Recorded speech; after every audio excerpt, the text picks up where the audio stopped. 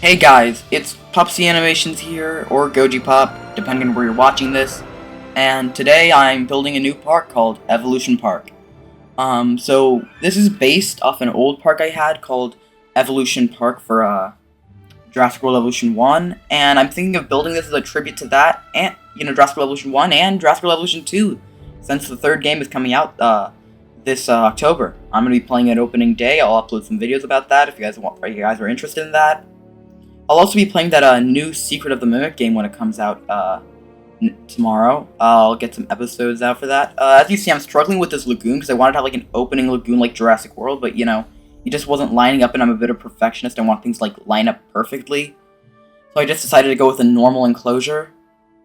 I had a general shape for this because it's kind of similar to something I was doing in like a test park I was building for I was trying to do like an actual park, but then I just devolved into me like toying around with stuff, and I found out something pretty interesting. In Jurassic Evolution 2, if you place like the Scorpius Rex inside of like an aviary, and you get inside the aviary, you cannot hear it roar, which I think is kind of funny. And in this park, I'm just going to use as much like imagination power as I can, because I know that guests can't really look through fences, but it's fun to pretend that these guests aren't actually brain dead and have some brain cells in their head. So right now I was just trying to toy out with which species. I knew I wanted to have a Amargasaurus in this enclosure, like definitely. I was thinking, did Amargasaurus and Concavinator make a good pair? But Amargasaurus is scared of Concavinator, but Concavinator can't hunt Amargasaurus, so I decided, I'll just have Amargasaurus and I'll figure it out later. So I'm building a backstage area. This is a very recent thing I'm doing, and I'm using this modded gate, which I thought a Amargasaurus could fit through, but apparently it can't, even though it fit, like it could get inside that perfectly. Okay, so here's like the backstage area. People are gonna, be there to, check on the Amargasaurus and be close to them, and like the other dinosaurs in there. Then we're having this secondary guest viewing area. I wanted to add a viewing area into like their backstage area, but then I realized it wouldn't be as much of a backstage area if there's still people looking at them. I tried to find like a yellow shrub, but there wasn't really anything of that, so I just went with the good old-fashioned ferns and ground shrubs. Then, I had to, connect this path to the main path, because, it doesn't really work like that. But right here, I was like just thinking about like the new ramp tool that's going to be in Jurassic World Evolution 3, which is kind of my most hyped feature. Like, more than the babies, more than like the waterfalls and stuff.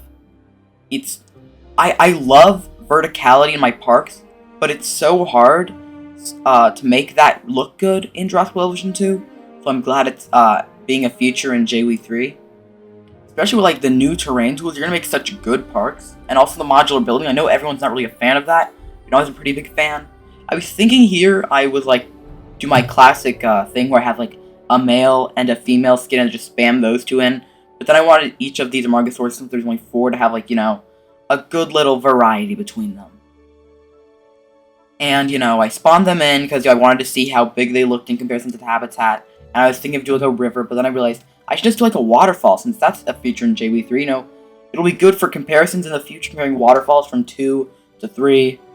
Even though they're a mod for the waterfalls, I don't really like using that mod because it's a little bit like too big. I don't know how to describe, like the waterfalls they have are like a little too big. I had to make sure like the dinosaurs could not walk up or down that waterfall area because it's so steep, and it would look weird them walking up. So I had to make this place look dried out because the water stopped flowing down because of like rocks. That was like my current idea, but then I switched it later to like using that viewing log as a thing that blocked off the river area. And I was trying to add a few more rocks to make sure the species could not like do that weird vertical walking that they do sometimes of like steep terrain. And, it's not 100% done, but, it's a thing. And then I started doing my terrain painting, and I was, still thinking of doing Concavinator, but yet again, they were scared of Concavinator. So I tried to find out which, carnivores I could put there that they weren't scared of. Because, I'm a big fan of the carnivore-herbivore, mix. It's like something that, you don't expect to see, but then it's there. So I was fixing the fence because I like my fences being pretty level. And so is my paths. I don't really like them curving around. I was thinking of using Therizinosaurus, and oh yeah, that was really funny because like the Dinosaurus roared and the Amargasaurus like started running. You know, probably not as funny me calling it out, but then I found out Coelophysis didn't, you know, they weren't scared of Coelophysis, and Coelophysis wasn't really scared of them, and it made sense because, you know, those two were the first two new species we saw for Jurassic Evolution 2, so, you know, it makes sense to have them in an enclosure together. I wanted to, you know, get a bunch of Coelophysis and I wanted to randomize them, and I could not be bothered to do that by hand with this, with the mod I was using, Kai's Toolbox. So I decided to just, you know, let the hatchery do that and airdrop them in. I started working on, you know, like, this part of the path. You know, it was getting a little wacky, so, you know, I had to fix that. And I started putting out some minimal decoration. I was planning to do most of it off camera, because, you know, I didn't really want to bore you guys with, you know, just menial, building stuff, rather than, you know, the actual important stuff, like the dinosaurs and the enclosures and stuff. Maybe some of you guys do like seeing, you know, people building, guest areas, but personally, I don't find that entertaining in videos, so, you know, I try not to push that on people.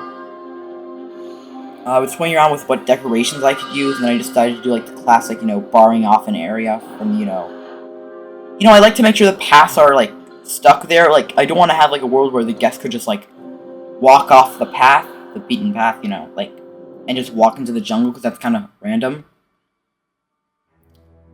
And as of right now, with, you know, finishing up some decorations, you know, making sure it's all even, because, you know, I'm a stickler for, like, making things, you know, symmetrical. And, you know, I was looking at my Coelophysis, I was seeing how much were left. And, you know, I was looking around the statues, because, you know, if we're having Amargasaurus and Coelophysis, might as well have their statues there. But they were kind of, you know, in the shadow of that fence, so I decided to grab these, light things to, you know, illuminate them. And, you know, I was kind of obsessed with watching the specific Coelophysis walk around. He strutted his stuff a lot. And then I found this Coelophysis who had no pattern, so I had to name him accordingly. And then I went back to him, and, you know, he's just walking. And, you know, I had to name something beautiful. And then, you know, I tried to check if the Amargasaurus could go in there, and apparently, no, they cannot fit through that for some reason. But you know who can fit through that? Gigantoraptor. Apparently Gigantoraptor can fit through there, but Amargasaurus can't? Yeah. I was eventually going to change that, but for right now I was, you know, just kind of leaving that guy over there. You know, suffer, because I was suffering, and I found another naked Coelophysis, so I had to name him accordingly as well. So I removed that hatchery, and then I realized, you know, I maybe want guests to go here, so I decided to use the log viewing gallery, and I decided, and you know, I said, like, I was deciding this would be the reason why that, why the river was drying up, because there was a log in the way, a tree fell over, and, you know, caused that. So I moved the, viewing gallery over there, because, you know, it looked a little uneven over there. And then I started working on the backstage area.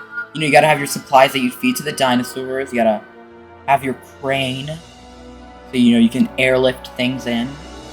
And then you have, like, your little tent so people can do the, like, little dinosaur research and stuff. I was trying to figure out which cages would make sense logically for, you know, the Amargasaurus to be transported in, because I knew, like, the Velociraptor cages would work well for the, Coelophysis, you know. But yeah, that van, that trailer thing, I was putting that in my head, that's where the, head of the Amargasaurus, Coelophysis exhibit guy lives. And, you know, you have some things for those guys, you know, they'd be transported in. You know, I had to make paths extruding out of it. So, this is like, so, you know, it really looks like something, you know, you'd have guests, I mean, no guests could be in, it's like staff area, very secure. And I wanted to have, like, one of these, like, cages have tipped over, and it's, like, laying on that, so, yeah, I love Kai's Toolbox, it's so good for just some simple things, and we're lagging a bit.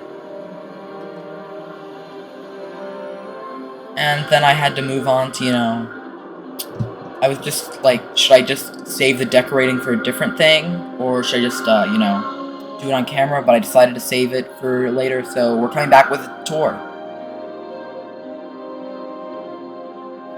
And here's the tour. You know, we start off at the gate, it's Jurassic Park. And when you walk in, you see the statue.